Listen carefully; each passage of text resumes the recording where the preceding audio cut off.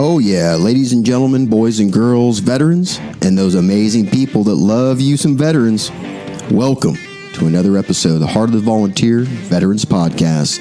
This is your Hump Day episode 004, so kick back and enjoy the show.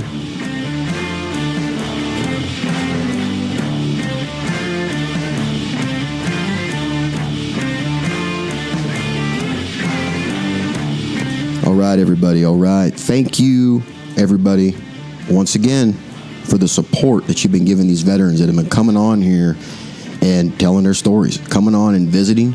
It's not easy coming on, a podcast, radio show type business and just talking, being afraid you might, say something wrong, be misquoted, things of that nature.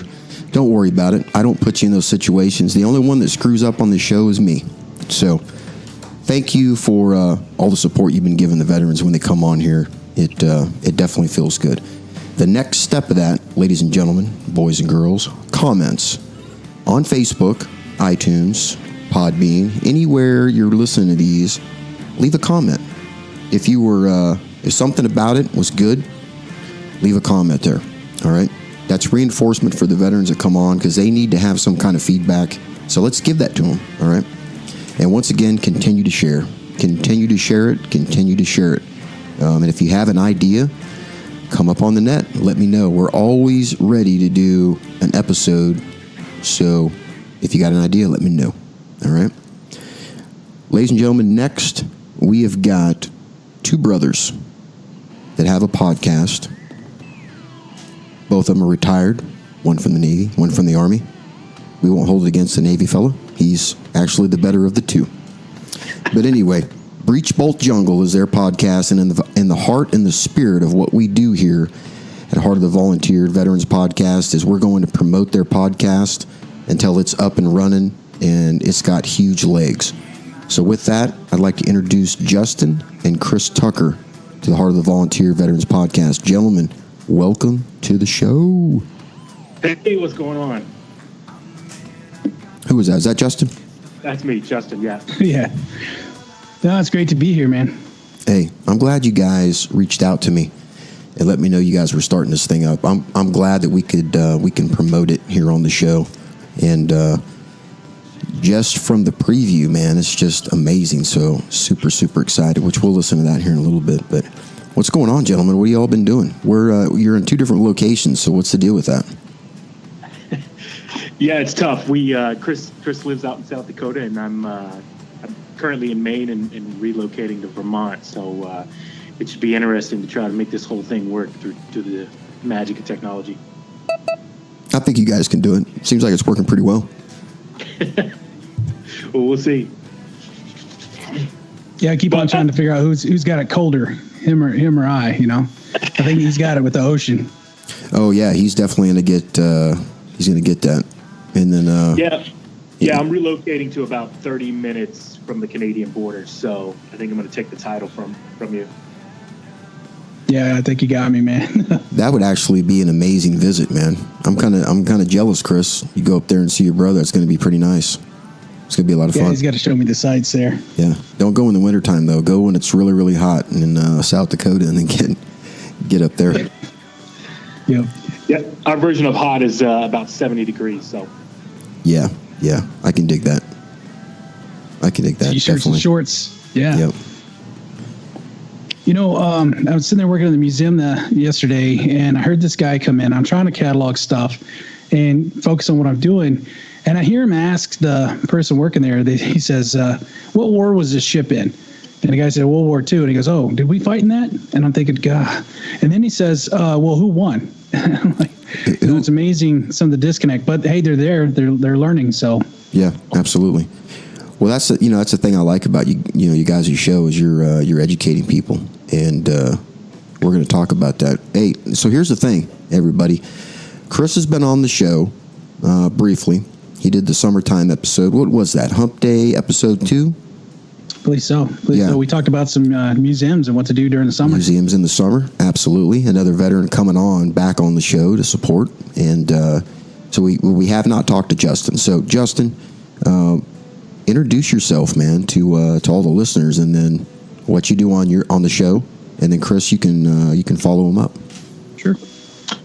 Yeah. So didn't make it on the show the first time around. I was still in the middle of relocating from one state to another. But yeah, like you said, I'm a Navy veteran, 20 years. I had 13 years of active duty.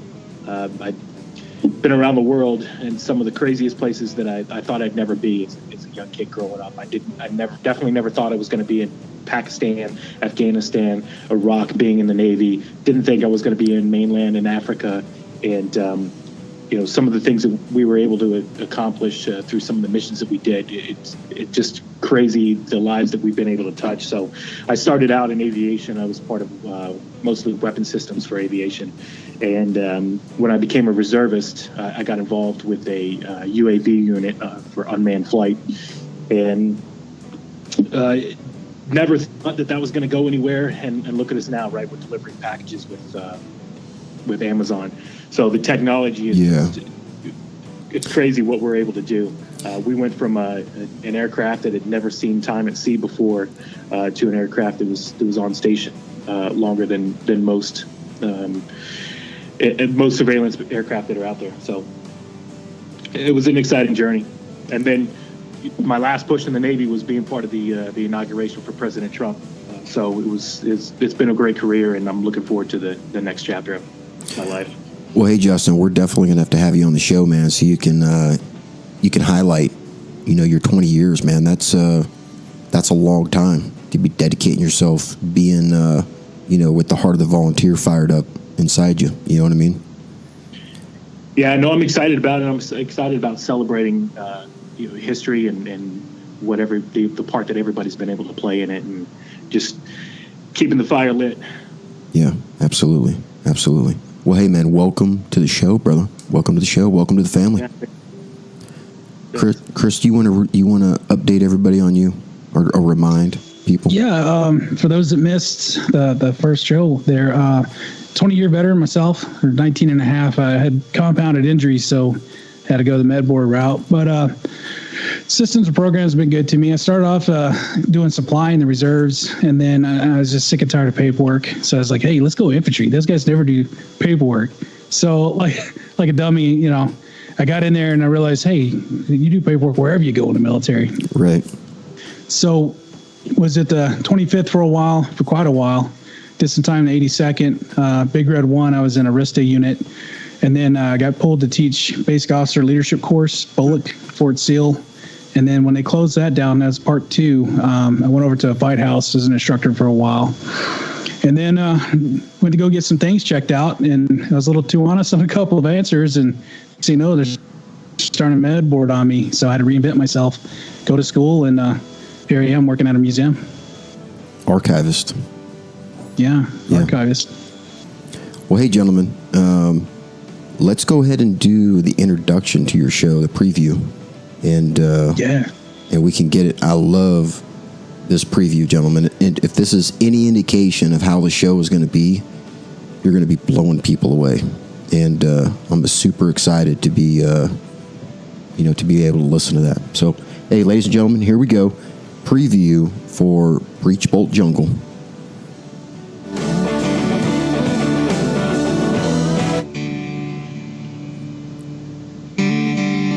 On the night of September 15th, 1944, American Sherman Tank Ace, Staff Sergeant Lafayette Pools, M4 Sherman, in the Mood 3, attempted to penetrate the secret line.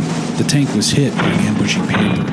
And while Pools' driver was trying to back his damaged Sherman up, the Panther hit it a second time. Positioned precariously on the edge of a ditch, the force of the second round caught the tank and tipped it over.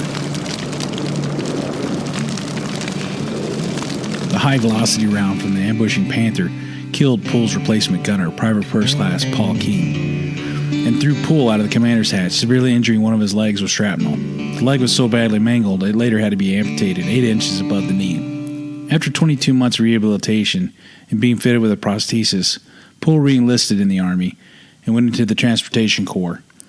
With the intervention of General Roderick R. Allen, he finally managed to come home to the 3rd Armored Division in 1948, where he became an instructor in automotive mechanics. Lafayette Poole retired from the Army on September 19th, 1960, with the rank of Chief Warrant Officer. BreechBolt Jungle. It's a podcast using primary sources to lift the fog of war on topics relating to military history. BreechBolt Jungle is where the metal and the men fought the enemy in the terrain in order to accomplish their military mission. If you like podcasts and you like military history, then look us up on Facebook or anywhere you download podcasts. That's BreechBolt Jungle. Gentlemen, what is BreechBolt Jungle? Yeah, I think our vision of what it's going to be is the vision of the warrior, right? So we want to take our listeners on the journey of the warfighter, from the hometown to the front lines. We want to put them in the driver's seat of the most complex machines in the world. We want to give them the tools to understand the tactics, and we want to be able to put at their fingertips some of the most devastating war machines of all time. That's what we want to do. Chris and I, we're going to translate the aggression and break down the bad intentions of enemies and allies alike. That's what I think we're going to bring that's different than most people have in their podcast. It sounds epic. Like it's got an epic saga kind of feel to it. Yeah, and like with that little clip there, what we're trying to do, it's you can't see the story. You know, you can sit there and you read it, you can try to understand facts, but we want you to actually give some visualizations so you can actually hear what's going on. And what I wanted to do with Pull was give some of the sounds so that way you can envision it playing out as I'm talking it. You know, so it's that sensation you're going to get. You know, I'm going to try to put as much sound bites as I can to cut down the ear fatigue, but there's going to be some talking on there too. So where did you come up with the name BreechBolt Jungle? Can you explain that to the listeners so they kind of have an idea? Yeah, Chris and I talked about it quite a few times about what it actually meant. And Chris, I came up with the name, but Chris really came home with the words to describe best what it is. So I'll let him talk to you about it. Well, along with that visualization, I mean, you and I, Chris, we spent some time in Hawaii in some of the jungle fighting down there, and then I spent 6 months in Panama with 82nd. And that terrain is just unforgiving. You can't see what's in front of you. You can't see what's behind you. You take a step off the trail, someone's gonna bite you. So, along with this visualization we're trying to do with our words, you know, you're sitting there, you're looking through your sights, you're scanning your sector. You know, what's the first thing you do? You self-check. So you look down, make sure breech, bolt, then you scan the jungle. You know. Yeah. Dude, I like that. That's like you're at the point of friction right then and there. You're turned on. Yeah. You're ready to go. Yeah.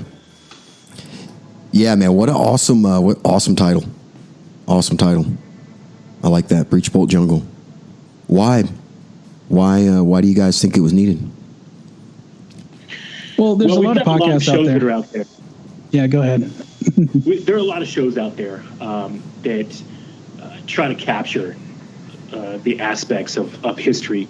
And what we talked about was that the thing that was missing the most for us was the firsthand perspective of what it was like, right? Of going to the beach, watching the in-gate drop down, and seeing and hearing the sounds of what it was actually like to be there.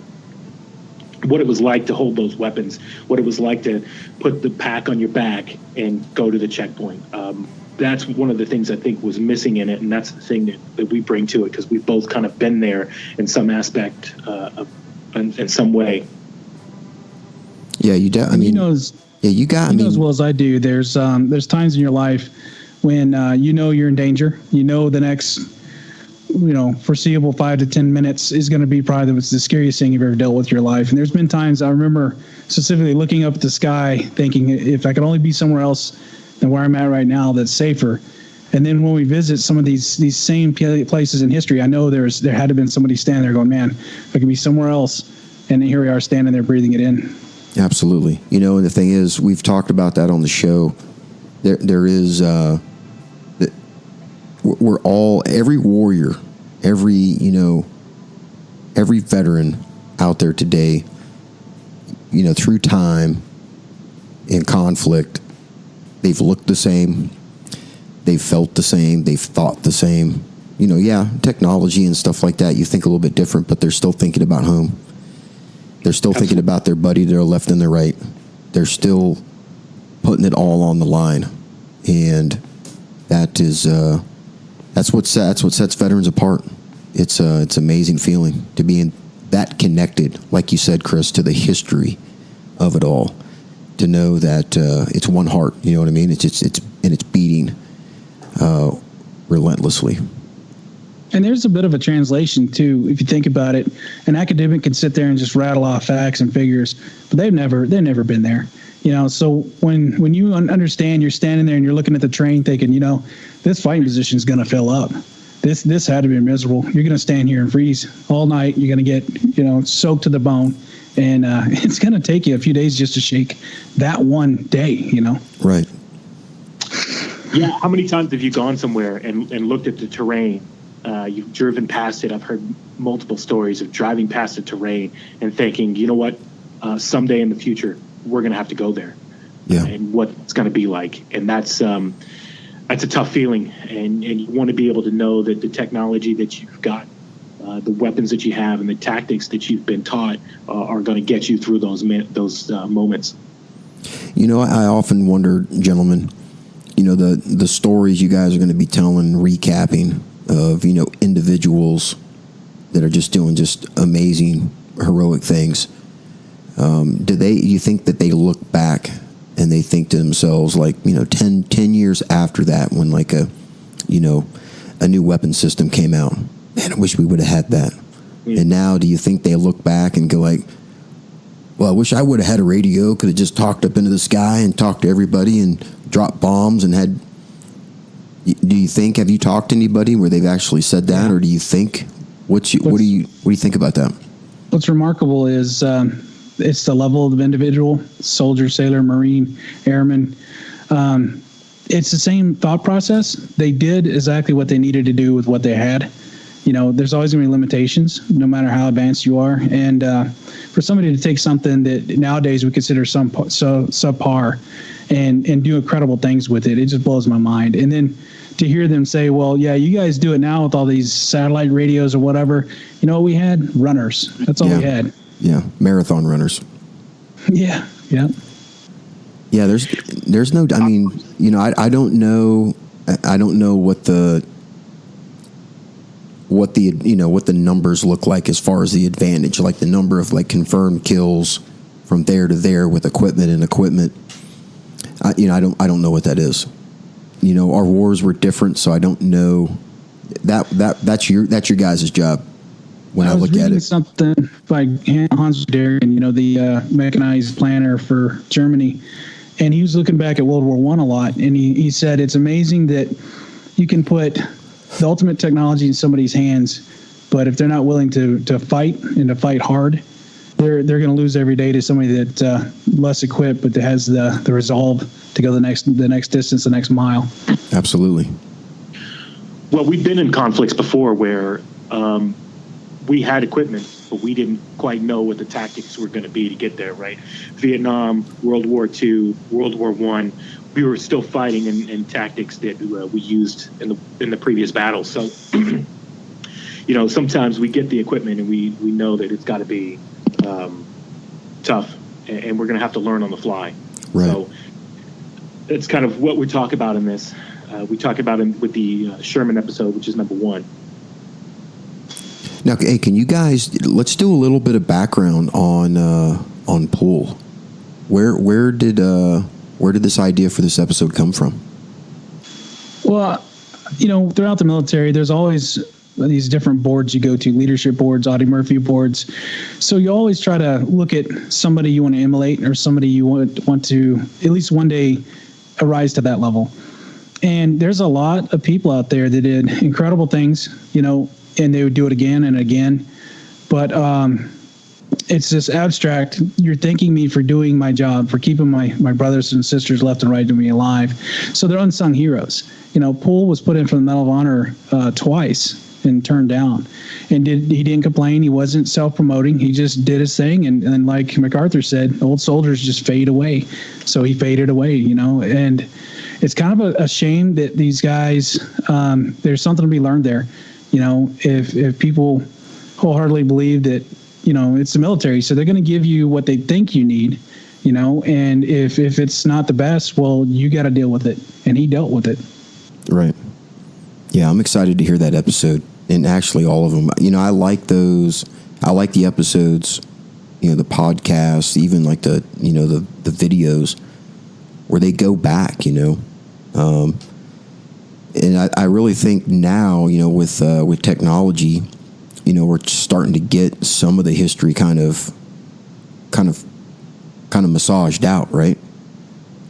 Well, weren't we talking about that, where it's like now we're getting some real clarity? Yeah, but you're just like with your mission and our mission, they kind of feed hand in hand. We're looking at the things and the places and the tactics, and you're still talking and trying to grab what's left of the people that were there. So we're trying to stop the facts from being diluted, because if you look at history, once everybody's gone, you're just going to be reading what a field grade wrote and their experience. You're not going to see what this private did in this foxhole in the Korean War during the big bug out. What they really thought. Exactly. Because I know this for a fact, man. You can, I could be talking to somebody after deployment, and they can be like, for, a newspaper article or something like that, just a little sound bite. How was the deployment? It was great. Hey, the soldiers did amazing. Yada yada. The private's not saying that. He's pissed off about everything. And the thing is, that's where the honesty is. If you go to them and be like, how's this piece of equipment work? I didn't bring it. Yeah, and there's rare examples where that honesty comes out, Yeah. But you definitely got to get that, though. I remember doing the research for this Sherman tank series that we're doing, and one of the clips that kept coming to mind is this NCO stands up talking to Secretary of Defense in Iraq saying, hey, how come we've been here 3 years and we still don't have the armor we need? We're going through scrap piles, we're going through this, and I'm like, wow, that's a parallel. I mean, the Sherman tank was put there, and then they had to keep modifying it to keep up with the terrain and the tactics. Yeah, absolutely. Yeah. There's so many great we've had to do that. There's so many great stories about, not having what you needed and just making do with what you've got, right? I had the pleasure before he passed away of meeting John Fenn, who's one of the, as a gunner's mate during World War II and the attack at Pearl Harbor. He's the character that Cuba Gooding Jr. actually plays in the movie Pearl Harbor. He's who that character is based on, of jumping on the gun and shooting down enemy aircraft. Dude. It's wild. I had a chance. He lived in Jacksonville, Florida, for a while, and when I was stationed down there, I had the chance to meet him as part of the Aviation Ordnance Association. Did you get a picture with him? Somewhere I've got a picture of him. Okay. It was a wild guy. It was good to shake his hand and look into his eye and see. Yeah. At the end of the day, I think it's Dakota Meyer who said about his earning of the Medal of Honor that he was just an average soldier, and the people that are around him were better than average. And I think we all kind of feel that way. The people to the right, to the left of us are the people that we depend on when it counts and when the chips are down. And sometimes they don't make it home, and doesn't mean that they didn't contribute any more or any less, right? Right. You can feel that kind of survivor's guilt, and everybody played a part in it. And once you get past all the political things, at the end of the day, it's about the person with you. It's about the person with you in the foxhole. It's about the person with you standing a watch, and that's what we're really all about. We want to get those firsthand accounts of what it was like to stand next to somebody who, at the moment, when the chips were down, rose to greatness. Hey, Justin, when you were talking to him, did he say anything about like his life afterwards? Did he feel as if he was living for for those folks that didn't make it? Did you get that deep with him? I think we get to that level, right? You feel like you've got to really live for those who didn't make it back with you. Right. I think no matter where you're at, what level, and what you accomplished while you were there, time is short.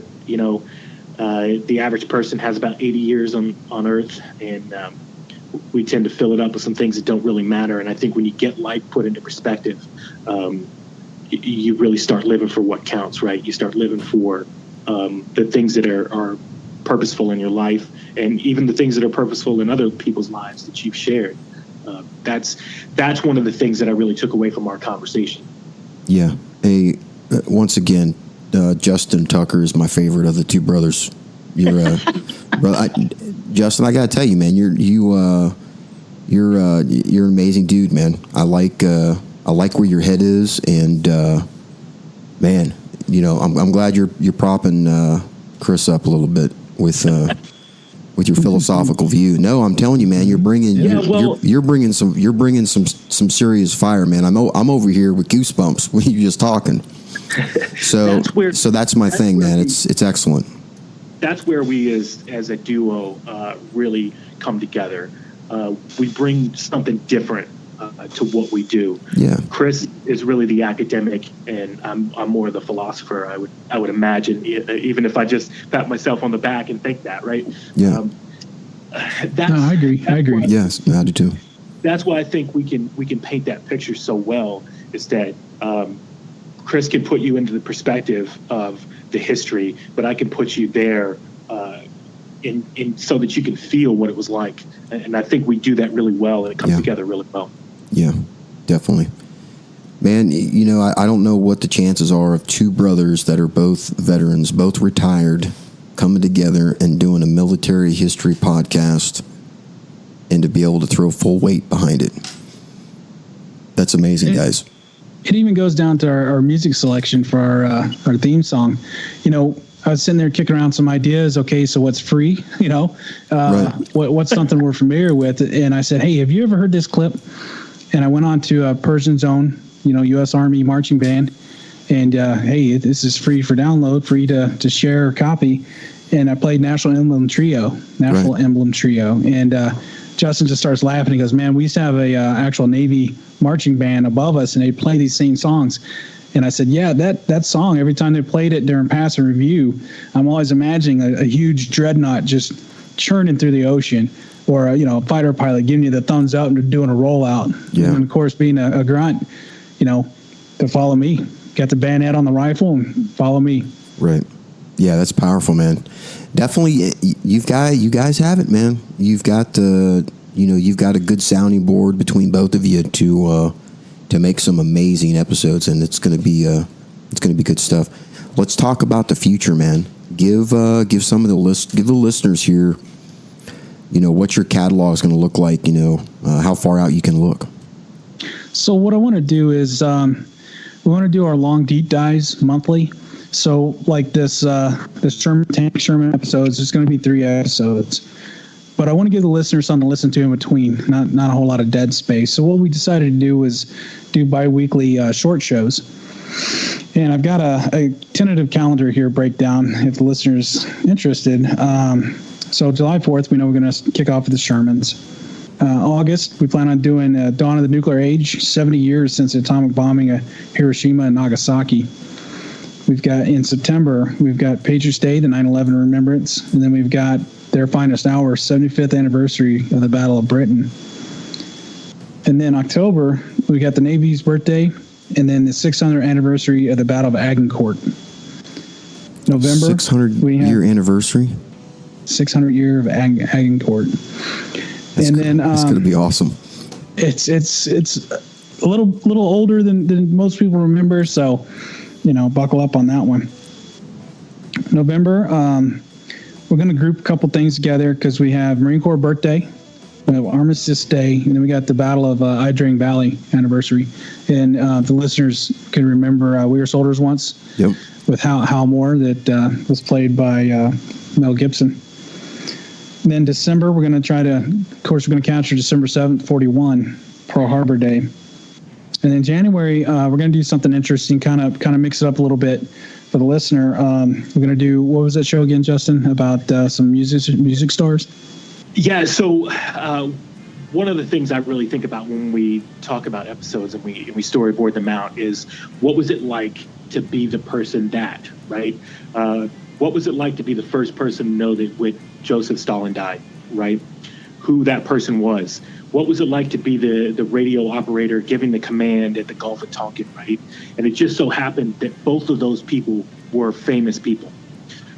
Johnny Cash was the first person to get the news that Joseph Stalin had passed away. That's one of the stories that we want to talk about. We're going to bring also George Morrison, who happens to be Jim Morrison's dad. Jim Morrison of the Doors was the officer on duty. He was a captain at the time during the Gulf of Tonkin incident, which led us into Vietnam. Yeah. We're going to talk about those two men and what it was like to be in those positions and witness what happened.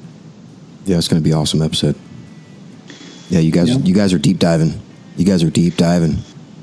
And I think like we're going to cover some aspects because people don't really realize, tactically, strategically, everybody supports infantry, right? But, you can't do it without your mechanics. You can't do it without your truck drivers, your cooks. And in February, I really want to highlight the military chaplain. There's been some to be awarded the Medal of Honor. There's been a few that have died in line of service. So that's a very important aspect of the job there. Hey, I'll tell you what, Chris. Every chaplain, almost every chaplain assistant. We did have one that was squirrely, but every chaplain's been squared away, man.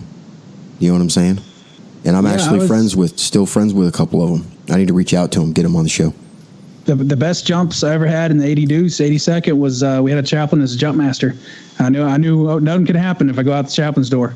My worst jump was with the chaplain, mid-air entanglement, coming out of a Black Hawk up at 5th RTB. Holy cow! Yep. I always thought that that's probably one of the most unique jobs that are out there, right? Because you've seen the pictures of them at the beaches of Normandy, walking down the beach. Yeah, giving last rites. Yeah. Giving last rites. And that's crazy. Yeah. All right. To give communion in the middle of a battlefield, blows my mind. Not even carrying a weapon. Yeah, that's going to, gentlemen, you got a good lineup, a great platform, and you guys got the charisma. Make this thing happen. I'm glad you guys came on and talked to us. You got anything else? Well, the biggest thing is listeners. I mean, we look at all these facts. We try to make sure we're 100% accurate, but we're human. There's going to be times we slip up. It just happens. So, get on Facebook or, get a hold of us. If there's something that you totally disagree with, we are extremely thick-skinned, so we'll fix it. We'll make sure it's correct and we'll put it out. Or correct them. They might need correcting. Well, they might need push-ups. You never know. Yeah. Some people are just weak sauce when it comes to history. But there's some people that are pretty beasts too. I'd be careful. I'd be careful, Willow. Kill me. I'd be careful, Will O'Brien. He loves that history. Yeah, he does. He does. He does. Well, one of the things that we really try to stay away from is the bro history, right? Bro, do you remember that time? Well, we stay away from that, and one of the things that Chris really prides himself on is having those primary sources. Mm-hmm. And I think as long as we can stay there, we'll have no problem. Yeah, definitely. Yeah, and where I'm at with that, I mean, it's almost an ism. You have these things you do in the military, and even to this day, I sit there and stare at the grass next to the sidewalk, wonder if I should cut across or not.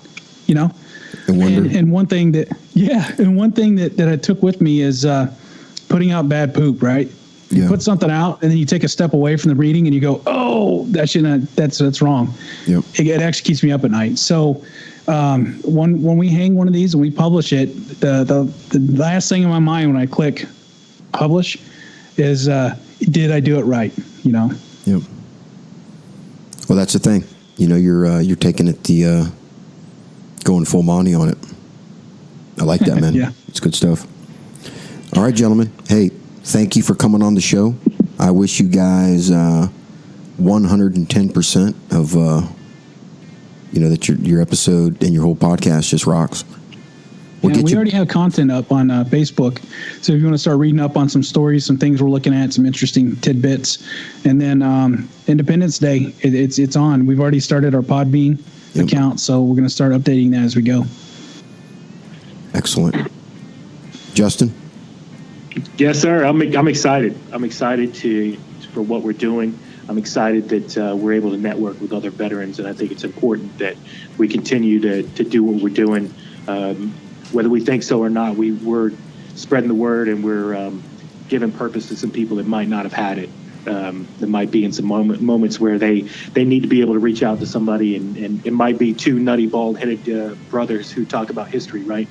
If we need to be the people, that's who the people we're going to be. So, hey, good. I'm telling you, good people to do it with. Good people. I'll tell you what, though, if you guys do like put your photo out there, do caricatures. That would be awesome. Yeah. Look like Ninja Turtles. Yeah. Hey, guys, thanks for coming on the show, and we will talk to you guys later. All right, man. All right, man. Thanks a God lot. bless. Hey, ladies and gentlemen, once again, hey, BreechBolt Jungle.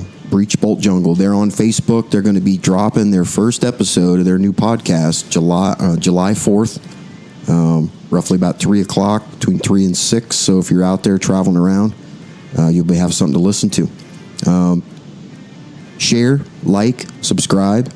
Let's make some comments, folks. Let's dig deep. Let's get some comments. Let's share them, and everybody be safe.